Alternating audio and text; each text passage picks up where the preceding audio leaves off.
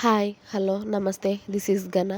ఇప్పుడు మనం చెప్పుకోబోతున్న story my bad boy episode 67. Story నచ్చిన వాళ్ళు ఇప్పుడే స్కిప్ చేసి వెళ్ళిపోండి. స్టోరీ నచ్చిన వాళ్ళు మాత్రమే చదవండి. ఇక స్టోరీలోకి వెళ్ళిపోదాం. రాత్రి జరిగిన దానికి బీభత్సంగా ఒళ్ళు నొప్పులు తెలుస్తూ ఉంటే వేద బుంగమూతి పెట్టుకొని రుద్రనే చూస్తూ చాలా నొప్పిగా ఉంది బావా అంటుంది. ఆమె ఏడుపు మొహం చూసి రుద్ర చిన్నగా నవ్వుతూ, నువ్వు ఇలానే పడుకుంటే అది తక్కువ అవ్వదు కదా, ఫ్రెష్ అవ్వదు కానీ లే అంటూ ముందుగా వేద కోసం హాట్ వాటర్ రెడీ చేసి ఆ తర్వాత వేదని బ్లాంకెట్తోనే వాష్రూమ్లోకి ఎత్తుకెళ్ళాడు రుద్ర. నేను చేస్తాను, నువ్వేం అవసరం లేదు వాష్రూమ్లోకి అంది. అతడు కూడా వాష్రూమ్లోకి రావడంతో నేను అక్కడ చూడందంటూ ఏం లేదు, ఆల్రెడీ నైట్ ఇంచు కూడా వదలకుండా మొత్తం చూసేశాను, కాబట్టి నువ్వు కాస్త సైలెంట్గా ఉంటే బాగుంటుంది అని బేస్ వాయిస్లో అన్నాడు మనోడు. సిగ్గులేదు నీకు, అలా ఎవరైనా చెప్తారా అంది వేద. నేను చూడండి చెప్పలేదు కదే, చూసిందే చెప్పాను కదా, ఇదిగో కాస్త సెట్ అవుతావు అని బాత్టబ్లో వేదని దింపేసి ఉండనా ఇక్కడే అని అడిగాడు రుద్ర. ఏమొద్దు, నువ్వు అలా చూస్తే నాకు సిగ్గు అవుతుంది, నేను ఫ్రెష్ అయి వస్తాను, నువ్వు వెళ్ళు అని చెప్పింది వేద క్యూట్గా. సరే త్వరగా రావే అని డోర్ క్లోజ్ చేసుకొని రుద్ర బయటికి వెళ్ళడంతో పావు గంట సేపు ఆ హాట్ వాటర్లో సేద తీరింది. కాస్త నొప్పులు తగ్గాయి అనిపించాక లేచి స్నానం చేసి ఒంటికి టవల్ చుట్టుకొని బయటికి వెళ్ళింది. అక్కడ ఎవరూ ఉండరు కదా, రుద్ర ఒక్కడే ఉంటాడు అని. ఫోన్ మాట్లాడుతున్న రుద్ర డోర్ సౌండ్కి వెనక్కి తిరిగి వేదని చూసి మళ్ళీ కాల్ చేస్తానని ఫోన్ పెట్టేసి, ఇంకా ఇలా వస్తే టెంప్ట్ అవ్వకుండా ఎలా ఉంటానే నేను, పెయిన్ అన్నావని ఈవినింగ్ వరకు వదిలేద్దాము అనుకున్నాను, కానీ ఇప్పుడు ఇలా నిన్ను చూస్తూ ఉంటే నా మూడ్ ఎటో వెళ్ళిపోతుంది కదే అన్నాడు. అబ్బా ప్లీజ్ నువ్వు ఇప్పుడే మళ్ళీ ఏది మొదలు పెట్టకు బావా, నిజంగా ప్రామిస్ చాలా పెయిన్గా ఉంది తెలుసా అని వేదా పాప కళ్ళు టపటపా కొడుతూ చెప్తూ ఉంటే, మరి ఇలా టవల్ కట్టుకొని ఎందుకే నన్ను టెంప్ట్ చేయడం అని ఆమె నుదుటి నుండి బుగ్గలపై నుండి మెడ కిందకి జారి ఆమె ఎదలోతుల్లోకి వెళ్తున్న నీటి చుక్కలని అతడి పెదాలతో ఒడిసి పట్టుకొని ఆ తర్వాత ఆమె పెదాలు అందుకొని గాఢంగా కిస్ చేసి అప్పుడు వదిలాడు రుద్ర వేదని. అతడు చేస్తున్న పనులకి వేద ఒంట్లో వెచ్చటి ఆవిర్లు వస్తూ ఉంటే, దేవుడా నిన్ను తట్టుకోవడం చాలా కష్టం రా బాబు అనుకొని బ్లడ్ వస్తున్న ఆమె పెదవులని తుడుచుకొని కింది పెదవిని ముందుకు పెట్టి అలకగా రుద్రని చూసింది వేద.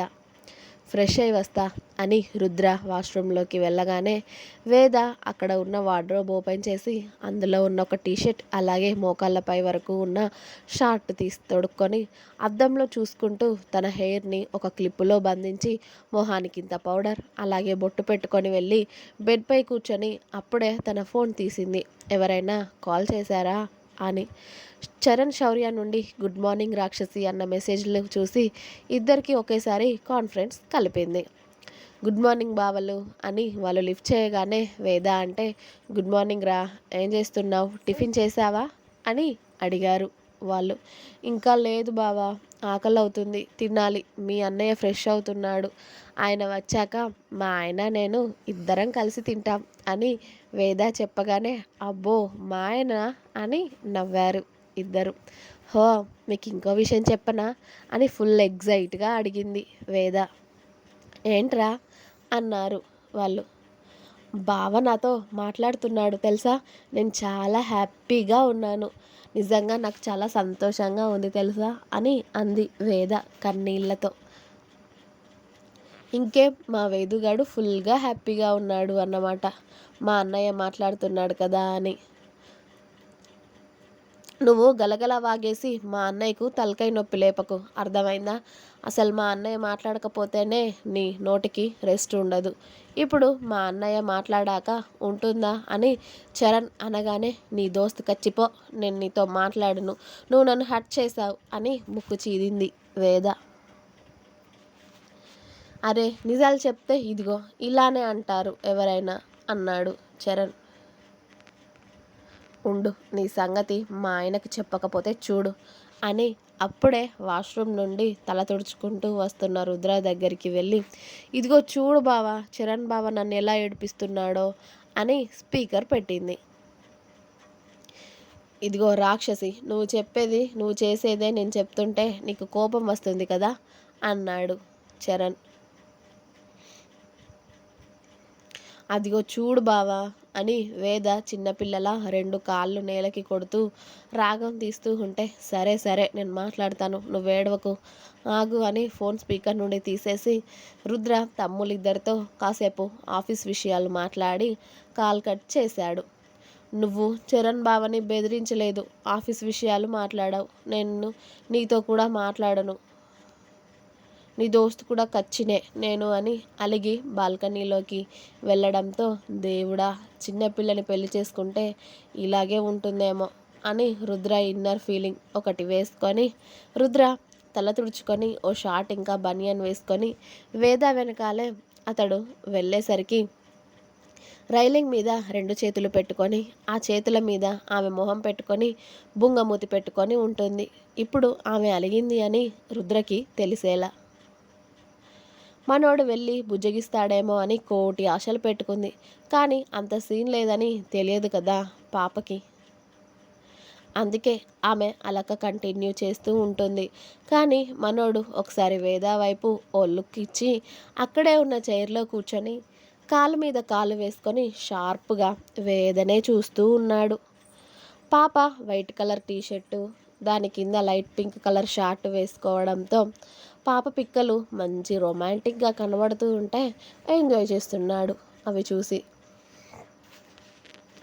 రుద్ర వచ్చి పావుగంట అయినా కూడా ఆమెని పిలవకపోవడంతో ఆమెను బుజ్జగిస్తాడు ఏమో అని చూసి చూసి అవేమీ అవ్వలేక మళ్ళీ ఏడుపు మొహం పెట్టుకొని రుద్ర వైపు చూసింది వేద.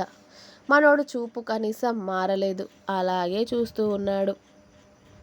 ఇక ఉండబట్టలేక కాళ్ళు టపటప నేలకి కొడుతూ రుద్ర దగ్గరికి వెళ్ళి, నేను అలిగాను అని తెలిసి కూడా నన్ను బుజ్జగించావా అని అరిచింది. రుద్ర వేద చెయ్యి పట్టుకొని ఆమెని అతడి ఒళ్ళోకి లాక్కొని, నేను బుజ్జగించను అని తెలిసి కూడా ఎందుకే నీ అలక, టైం వేస్ట్ వ్యవహారాలు తప్ప ఏమైనా ఉందా ఇందులో అని అడిగాడు. అంటే నేను అలిగి కూడా వేస్టేనా, అస్సలు బుజ్జగించావా నన్ను అని మరోసారి అడిగింది. నేను చెప్పింది అదే, మన దగ్గర బుజ్జగించడం అలాంటివి ఏమీ ఉండవు. నీ ఇష్టం, నీ అలక, నువ్వేమైనా చేసుకో. కానీ మన దగ్గర నుండి అలాంటి రెస్పాన్స్ ఉండదు, ఉంటుందని ఊహించకు, అర్థమైందా అని మనోడు బేస్ వాయిస్లో చెప్పగానే వట్టి బండరాయిలాగా ఎలా పుట్టాడో మహానుభావుడు. పెళ్ళాం అలిగితే బుజ్జగించడం కూడా రాదు, వీడికి నన్ను పూర్తిగా ఇచ్చేసుకున్నాను కదా, ఇక ఆయన ఎందుకు బుజ్జగిస్తాడులే, వీడి దగ్గరికి 2 రోజులు వెళ్ళకుండా ఉంటే అప్పుడు నా వాల్యూ తెలుస్తుంది అని మనసులోనే తిట్టుకుంటూ ఉంది వేద రుద్రని. నువ్వు రుద్ర దగ్గరికి వెళ్ళకపోవడం, ఇంకా ఏదైనా జోక్ ఉంటే చెప్పవే, నవ్వుతా.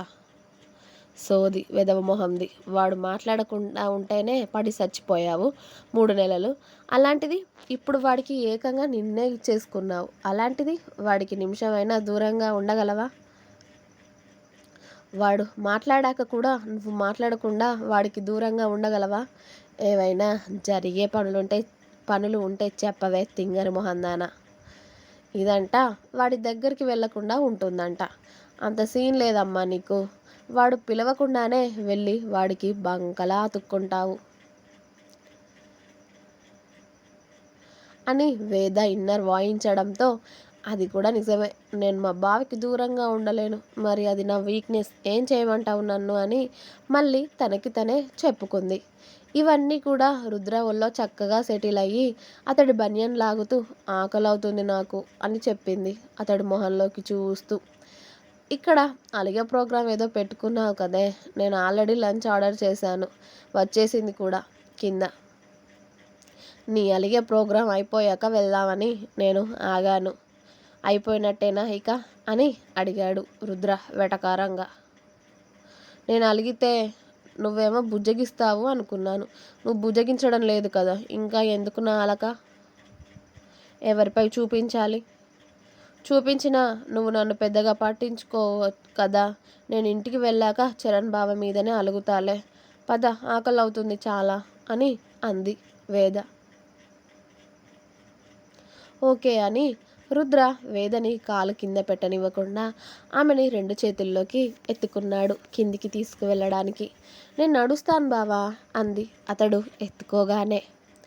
పెయిన్గా ఉంది అన్నావు కదే, పర్లేదు పద, నువ్వేమంతా బరువు లేవు, ఉన్నదే కేజీ కండ, దానికంత బిల్డప్ ఎందుకులే మళ్ళీ అంటూ.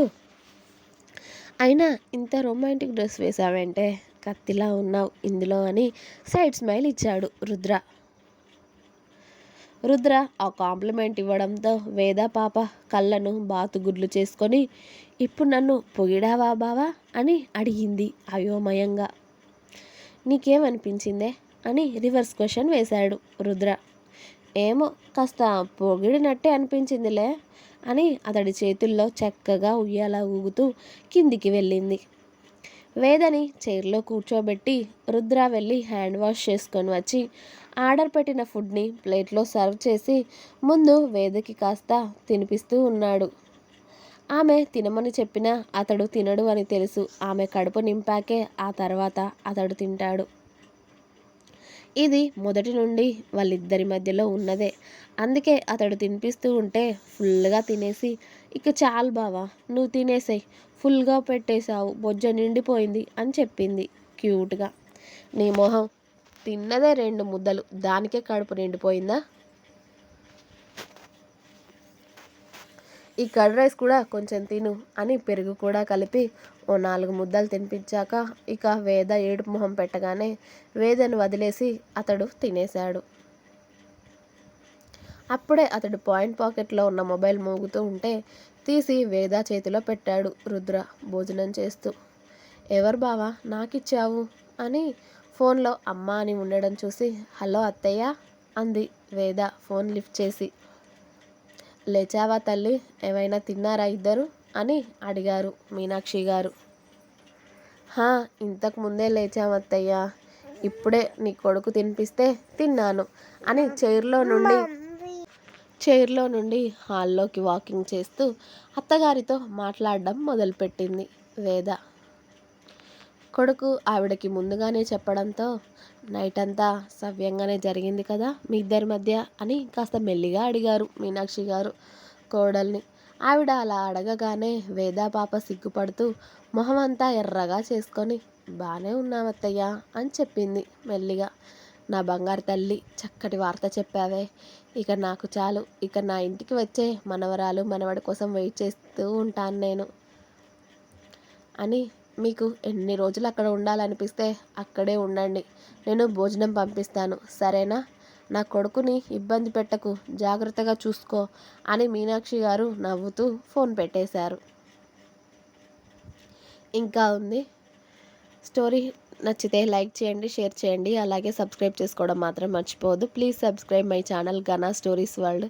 Thank you. స్టోరీ నచ్చని వాళ్ళు చక్కగా స్కిప్ చేసి వెళ్ళిపోండి. Thanks for watching my video. Bye.